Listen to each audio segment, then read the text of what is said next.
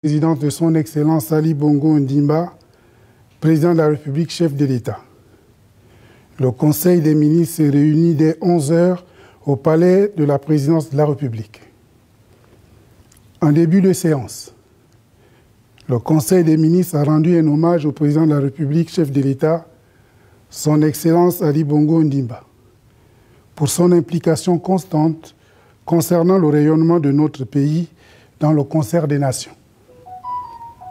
En effet, sur le plan continental, le chef de l'État a pris une part active au 36e sommet des chefs d'État et de gouvernement de l'Union africaine qui a eu lieu le 18 février 2023 à Addis Abeba en Éthiopie. Cette rencontre placée sous le thème « Accélérer la mise en œuvre de la zone de libre-échange continentale ZLECAf » a permis aux chefs d'État et des délégations prenant part à ces assises de passer en revue les questions inscrites à l'ordre du jour des travaux de l'Union africaine. En marge de cette rencontre au sommet, son Excellence Ali Bongo Ondimba s'est entretenu avec leurs Excellences M. Julius Maada Bio, président de la République de la Sierra Leone, M. João Lourenço, président de la République d'Angola, Madame Louise Mushikiwabo, secrétaire générale de la francophonie, sur les sujets d'ordre bilatéraux et d'intérêt commun. Au niveau national, le 15 février 2023, le chef de l'État a reçu Sa Majesté Mohamed VI, roi du Royaume du Maroc. Au cours de l'audience qui s'est tenue entre les deux dirigeants, un point de situation a été fait par les deux personnalités sur l'état de la coopération bilatérale entre nos deux pays, tout en soulignant l'importance des relations profondes, riches et fructueuses entre le Gabon et le Maroc, ainsi que sur les liens de fraternité et de solidarité entre les deux peuples. Dans le cadre de cette visite d'importance, Sa Majesté Mohamed VI a fait un don spécial de 2000 tonnes d'engrais, phosphate de nionobium, bénéfice des agriculteurs gabonais. Sur un tout autre plan, le président de la République, chef de l'État, son Excellence Ali Bongo Ondimba, soucieux de son engagement à promouvoir la paix et l'apaisement dans notre pays, marque sa satisfaction quant au déroulement effectif des travaux de la concertation politique entre la majorité et l'opposition lancée le 13 février dernier et dont les conclusions attendues visent à établir un climat de paix pendant les consultations électorales. Au titre des projets de textes législatifs et réglementaires, le Conseil des ministres a délibéré sur les affaires suivantes. Ministère des Relations avec les institutions constitutionnelles et les autorités administratives indépendantes. Le projet de décret modifiant et complétant le décret 00178, /PR, /MRICAAI du 12 juillet 2021, réglementant les procédures d'adoption, de promulgation et de publication des textes législatifs et réglementaires. Le présent projet de texte a trait à deux aspects essentiels de la procédure que suivent les textes juridiques avant leur publication. En effet, cet instrument juridique vise d'abord la modification de l'article 7 par l'introduction d'un délai de 10 jours accordé au Conseil d'État pour examiner et rendre son avis sur les projets de texte pour lesquels il est saisi. En complétant le décret 00178, /PR, /MRICAAI du 12 juillet 2021, le dit projet a pour innovation l'introduction des arrêtés ministériels dans la catégorie des textes juridiques soumis à la procédure d'adoption, de promulgation et de publication. À ce titre, tout projet d'arrêté sera soumis au visa des services techniques et juridiques avant la signature de l'autorité compétente. Aussi, tout arrêté ministériel devrait-il dorénavant être soumis à la vérification de sa conformité par les services compétents de la primature et de la présidence de la République. Ministère de l'Intérieur. Projet de décret portant convocation de la concertation politique des membres des partis politiques ou groupements de partis politiques de la majorité et de l'opposition. Le présent projet de décret a pour objet de formaliser la tenue de la concertation politique annoncée par le président de la République, chef de l'État, Son Excellence Ali Bongo Ondimba, lors de son adresse à la Nation le 31 décembre 2022. S'inscrivant dans la volonté affichée du chef de l'État, par le moyen du dialogue et de la concertation, pour l'élaboration des instruments essentiels à la vitalité démocratique de notre pays, le texte indiqué fixe le cadre organisationnel de la dite concertation lancée depuis le 13 février 2023, les modalités de participation des délégués des partis politiques et groupements de partis politiques de la majorité et de l'opposition, ainsi que le mode d'application des recommandations consensuelles. Ministère de la Consommation et de la lutte contre la vie chère. Le projet de décret portant attribution et organisation du ministère de la Consommation et de la lutte contre la vie chère. Ce projet de décret vise à doter le ministère de la Consommation et de la lutte contre la vie chère d'un texte organique lui permettant d'exercer pleinement sa mission ministérielle. Ainsi, le ministère de la Consommation et de la lutte contre la vie chère a pour mission de concevoir et de mettre en œuvre la politique du gouvernement en matière de consommation et de lutte contre la vie chère. Pour son fonctionnement, le ministère comprend le cabinet du ministre, l'inspection générale des services, le secrétariat général, les directions générales, les organismes et établissements sous tutelle, ministère des Affaires étrangères, projet de décret portant création, organisation et fonctionnement du programme de développement intégré des zones des 3 frontières Gabon, Cameroun et Guinée équatoriale. Le projet de décret portant création, organisation et fonctionnement du programme de développement intégré de la zone des 3 frontières Gabon, Cameroun et Guinée équatoriale est un programme qui a pour objectif de promouvoir un pôle de développement intégré dans le but d'améliorer les conditions de vie des populations vivant dans la zone des 3 frontières, de diversifier les économies des pays concernés, de participer au renforcement de la sécurisation des frontières, d'impulser une plus grande dynamique en faveur de la coopération transfrontalière entre les 3 pays. Le texte indiqué permet de mettre en place une structure nationale chargée d'en assurer le suivi, conformément aux orientations de la Communauté économique et monétaire d'Afrique centrale, CEMAC, et de plusieurs autres partenaires au développement. À cet effet, le dit projet définit, entre autres, les attributions, l'organisation et le fonctionnement des structures nationales que sont le comité de pilotage et de l'unité de gestion du programme, ainsi que les procédures de désignation des agents publics appelés à animer les différentes structures nationales.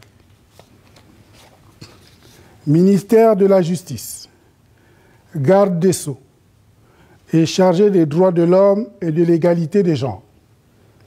Projet de loi portant statut des magistrats. Le présent projet de texte pris en application des dispositions de l'article 47 de la Constitution porte statut des magistrats. Il s'inscrit dans le cadre de la réforme globale du service public de la justice et s'attache à redéfinir le cadre d'exercice de la profession de magistrat d'une part et à améliorer les conditions d'exercice de cette haute fonction de l'État, aussi bien pour ce qui est des moyens de mise en œuvre de leur mission que les conditions de vie et d'entretien des membres de ce grand corps d'État, d'autre part. Aussi, Le texte présenté se distingue-t-il par certaines innovations dont la création dans chaque juridiction d'un organe de veille déontologique du magistrat, l'exigence d'une expérience minimale pour l'accès aux fonctions de responsabilité, la limitation de l'accès à la position de détachement aux seuls magistrats hors hiérarchie et du premier grade, l'augmentation de l'âge de départ à la retraite pour tous les magistrats avec dès 60 ans la possibilité d'ouverture de droit à la pension. Ministère des Mines. Projet de décret portant création, attribution et organisation de brigades minières. Le présent projet de décret pris en application des dispositions légales et réglementaires en la matière porte création, attribution et organisation de la brigade minière. La création de ce service vise à répondre à la nécessité de doter l'administration en charge des mines d'une unité opérationnelle permanente pour mener toute investigation, enquête en matière minière. Aussi, la brigade minière comprend-elle les services techniques, les services déconcentrés. Au titre des missions séminaires et conférences, ministère des Affaires étrangères et ministère des Eaux, des Forêts, de la Mer, de l'Environnement chargé du plan climat et du plan d'affectation des terres. Au terme des interventions conjointes des deux ministres, le Conseil des ministres a pris bonne note du niveau d'organisation du One Forest Summit dont les travaux se tiendront les 1er et 2 mars 2023 à Libreville. Aussi, ce sommet international co-organisé par le Gabon et la France comprendra-t-il comme invités de marque des chefs d'État et chefs de délégation ainsi que des experts, la société civile et les organisations non gouvernementales, entre autres, des sous-thématiques pertinentes devant permettre aux acteurs de la gestion et l'exploitation durable des forêts et ceux de la finance internationale d'élaborer les modèles innovants de financement de la préservation de la biodiversité et des modèles de contribution aux défis des changements climatiques seront également organisés. Enfin, le Conseil des ministres a entériné les mesures individuelles suivantes. Présidence de la République, Secrétariat général, attaché de cabinet à la Présidence de la République, Madame Karès Mandjeyi Leinda. Par ailleurs, Monsieur Jean-Alvin Pindi, précédemment attaché de cabinet à la Présidence de la République, est admis à faire valoir ses droits à la retraite. Ministère des Relations avec les institutions constitutionnelles et les autorités administratives indépendantes. Sénat. Cabinet du Premier vice-président. Chef de cabinet.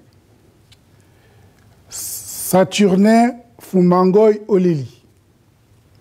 Cabinet du Premier questeur. Secrétaire particulière. Madame Joséphine Mipoti. Secrétariat général. Secrétaire particulière du secrétaire général. Madame Pulchéri Ambougou Bouka, épouse Renombo. Directeur général des services législatifs. Madame Olivia Mezzo Mentetom, directeur des affaires administratives. Madame Regina Joana Ambongila Ginzi. Ministère de la Consommation et de la lutte contre la vie chère.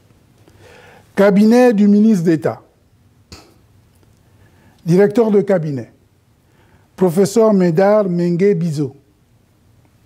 Secrétaire particulière du ministre. Madame Myriam Angué Essono. Secrétaire particulière du directeur de cabinet. Madame Ivana Francette Nsa Ela. Conseiller juridique, chargé des libertés publiques et des frontières. Willy Andong Libakou. Conseiller en communication, M. Jean-Claude Franck Mendon. Conseiller technique, M. Dieudonné Alérekié Adzon. Jean-Bernard Galébika. Olivier Bekale et Cancang. Ministère du Développement industriel, des petites et moyennes industries. Cabinet du ministre d'État. Conseiller diplomatique. Madame Olivia Naïla Bongo Ebori, en remplacement de Madame Sonia Rachel Geneviève Olendo. Ministère des Affaires étrangères. Service extérieur.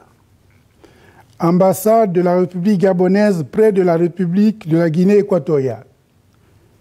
Ambassadeur extraordinaire et plénipotentiaire. Monsieur Sébastien Toutoum Bekale. Ministère de la Défense nationale. Cabinet militaire. Directeur de cabinet. Général de division aérienne Félicien Koyi. Conseiller technique. Colonel Georges Ngamamba. Secrétaire particulier du ministre. Commandant Justine Lindoy. Secrétaire de cabinet. Adjudant Inès Ninon Mbele Etogo. Secrétaire particulier du directeur de cabinet civil.